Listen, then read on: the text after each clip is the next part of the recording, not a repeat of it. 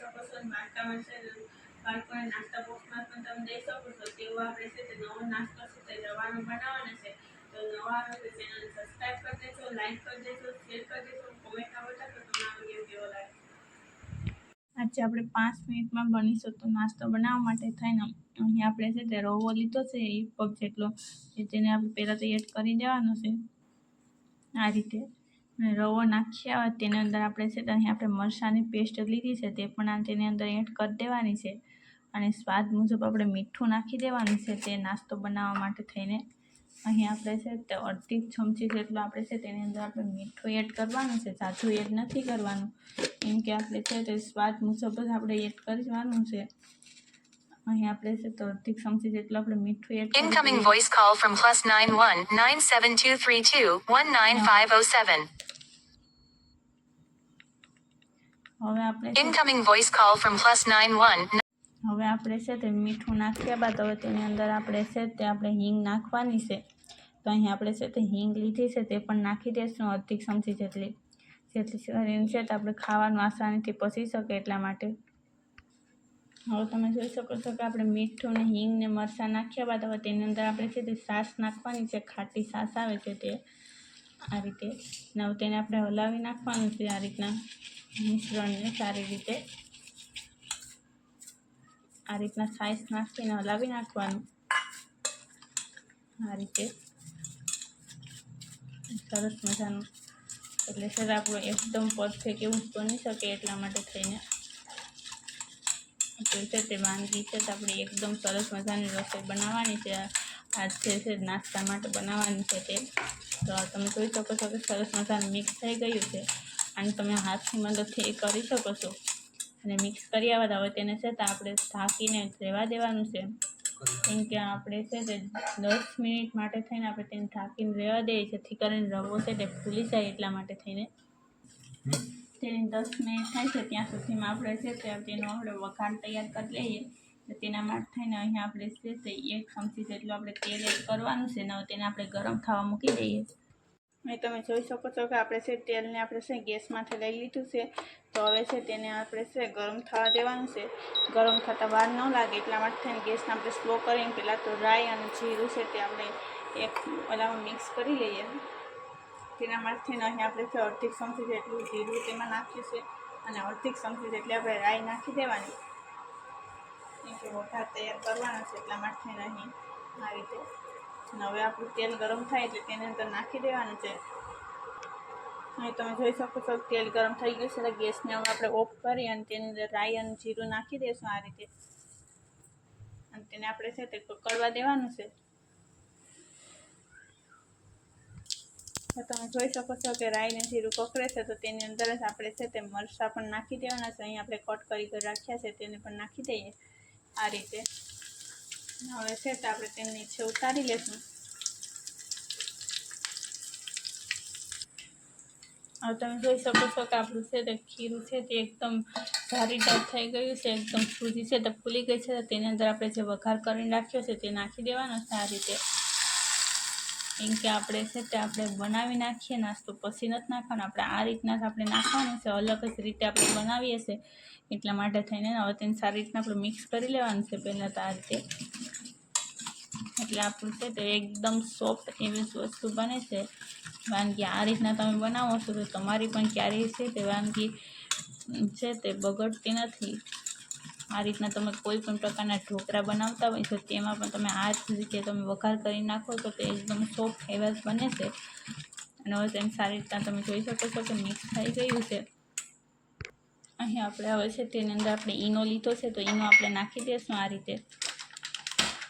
અને ઈનો નાખ્યા બાદ તેની અંદર આપણે છે થોડુંક એવું પાણી છે તે પણ આપણે નાખવું પડશે.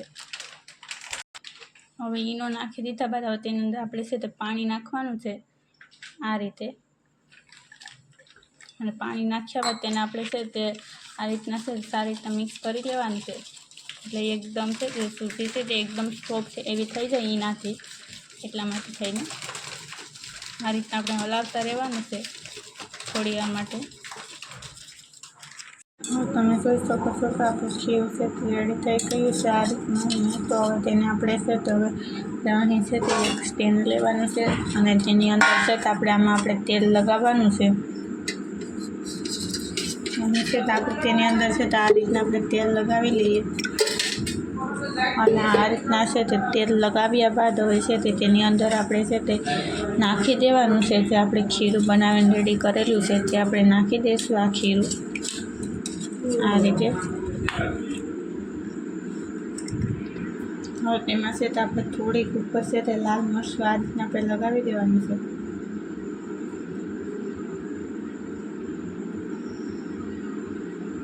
હવે આપણે છે તે કુકર છે એમાં તેમાં પાણી ગરમ થવા મૂકી દઈએ ઢોકળિયામાં. તમે જોઈ શકો છો કે આપણે છે તે કુકરમાં પાણી ગરમ થવા માટે તેને મૂકી દીધું છે અને તે પાણી છે તે પણ ગરમ છે તે થઈ ગયું છે. જે ઢોકળિયું કુકર આવે છે તેની અંદર જ મૂકેલું છે. હવે આપણે છે તો આ સ્ટેન્ડ છે તે આપણે આ રીતના આપણે રાખી દઈશું અને સ્ટેન્ડ રાખ્યા બાદ હવે છે તે તેની ઉપર આપણે છે તે મૂકી દઈશું. તે અહીં આપણે છે તે ખીરું બનાવીને રાખ્યું છે એક સ્ટેન્ડમાં નાખીને તેને આ રીતના આપણે છે તે મૂકી દેવાનું છે. અને તે મૂક્યા બાદ હવે તેનું ઉપરનું છે તે ઢાંકણ છે તે પેક કરી દેવાનું, કેમ કે આપણે તેને વઘાર કરવાનું નથી એટલા માટે તેને આ રીતના જ આપણે છે તે બનાવવાનું છે. હવે તેને આપણે છે તે આ રીતના છે ઢક્કન પેક કરીને હવે આપણે છે તે 10 મિનિટ માટે થઈને તેને સળવા દઈશું. હવે 10 મિનિટ થઈ ગઈ છે. ગેસને હવે આપણે ઓફ કરી દઈશું. પહેલાં તો આપણે તેને જોઈ લઈએ કે સડી ગયા છે કે નહીં તે. તમે જોઈ શકો છો કે આમ તો લાગે છે કે સડી જ ગયા છે, તોય છતાં પણ હું તમને છે તે ચેક કરીને બતાવું છું કે સડી હશે કે નહીં. તેના માટે થઈને અહીં આપણે આ સળી લીધી છે તેને આ રીતના આપણે વચ્ચે નાખશું અને છે તે ચીપકે નહીં ક્યાંય, એટલે છે તે આપણે પરફેક્ટ છે તે ઢોકળા સળી ગયા હોય છે. અને આ રીતના તમે ઢોકળા બનાવો છો તો પણ છે તે પરફેક્ટ જ બને છે. તો હવે તેને આપણે છે તે બહાર કાઢી લઈએ, ઠંડુ થવા દઈએ. હવે તમે જોઈ શકો છો કે આપણે છે નીચે ઉતાર્યા બાદ ઠંડુ થઈ ગયું છે. તેને આપણે આ રીતના છે તે કિનારીએથી છે તે પહેલાં તો આ રીતના આપણે કરી લેવાનું છે આ રીતે, કેમ કે આપણે છે તે પહેલાં જ આપણે વઘાર કરી નાખેલ છે એટલે વઘાર કરવાની કે કંઈ જરૂર નથી. આ રીતના તમે જોઈ શકો છો કે આપણે કિનારીએથી છે તે ઉખડી નાખેલ છે અને હવે છે તેને આપણે છે થોડી વાર માટે થઈને આપણે ઠંડુ હજી થવા દઈએ. હવે તમે જોઈ શકો છો કે તે એકદમ છે તે ઠરી ગયું છે. તો હવે છે તે આપણે છે તે હાથમાં પણ ચીપકશે નહીં અને તેને આપણે છે હવે આ રીતના આપણે છે તે છેકા પાડી લેવાના છે. આ રીતના તમે જે સાઇઝની તમે બનાવવા માગતા હોય તો તે સાઇઝથી તમે છે તે તેને પાડી શકો છો આ રીતે. અને એકદમ સોફ્ટ એવા જ આપણા છે તે ઢોકળા બને છે રવાના, અને નવો નાસ્તો કહેવામાં આવે છે. તમે જોઈ શકો છો કે આપણે છે તે છરીની મદદથી શેકા પાડી નાખ્યા હતા. હવે આપણે છે તેને આપણે આ રીતના છે તેની થાળીની અંદર અથવા કોઈ પણ પ્લેટની અંદર છે તેને આપણે કાઢી શકીએ છીએ આ રીતે. આ રીતના કરશો એટલે આસાનથી છે તે નીચે પડી શકશે આપણા ઢોકળા.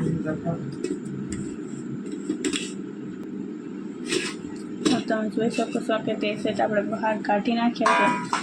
તો તેને આપણે જોઈ લઈએ. એકદમ સોફ્ટ એવા જ આપણા છે તે ઢોકળા બનીને રેડી થઈ ગયા છે. તો તમે પણ બનાવશો ચોક્કસ આ રીતે, અને એકદમ પોસા રોજ એવા જ આપણા છે તે ઢોકળા છે તે બને છે. તમે જોઈ શકો છો કે આપણા ઢોકળા છે તે બનીને રેડી થઈ ગયા છે. તો તમે આ રીતના ચોક્કસ બનાવજો અને તમે જોઈ શકો છો એકદમ સોફ્ટ એવા જ આપણા છે તે ઢોકળા છે તે બનીને રેડી થઈ ગયા છે. તો તમે ચોક્કસ બનાવશો. નવા હોય તો ચેનલ સબસ્ક્રાઈબ કરી દેજો, લાઇક કરી દેજો, શેર કરી દેજો અને કોમેન્ટમાં બતાવશો તમને આ વિડીયો કેવો લાગે છે.